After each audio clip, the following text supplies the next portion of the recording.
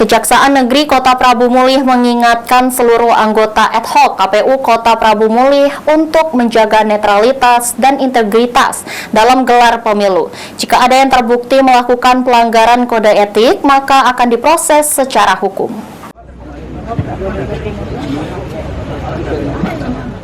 KPU Prabu Mulih melakukan simulasi pencoblosan untuk pemilu 2024. Simulasi dilakukan untuk mengedukasi warga dan petugas KPPS sekaligus memantapkan pelaksanaan pesta demokrasi 5 tahunan.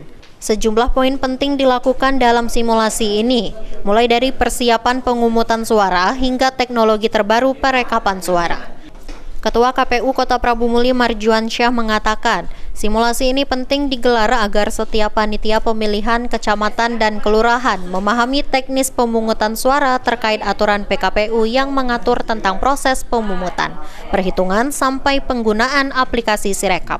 Selanjutnya, KPU juga akan memberikan BIMTEK yang sama kepada KPPS, sehingga tidak ada lagi kesalahan saat pemilu 14 Februari 2024. Pihaknya juga berharap tidak ada satupun TPS yang rekap hitungnya sampai dini hari bahkan 24 jam. Acara ini penting karena untuk memastikan bahwa seluruh jajaran penyelenggara PPK, PPS itu benar-benar paham dengan pemahaman yang sama terkait aturan PKPU yang mengatur tentang proses pemungutan, penghitungan sampai rekap dan penggunaan Sirekap. Jadi kami berharap bahwa hari H nanti tidak ada lagi PPS satupun, TPS di Prabu Mulih itu yang proses rekap hitungnya itu sampai dini hari atau bahkan lewat dari 24 jam.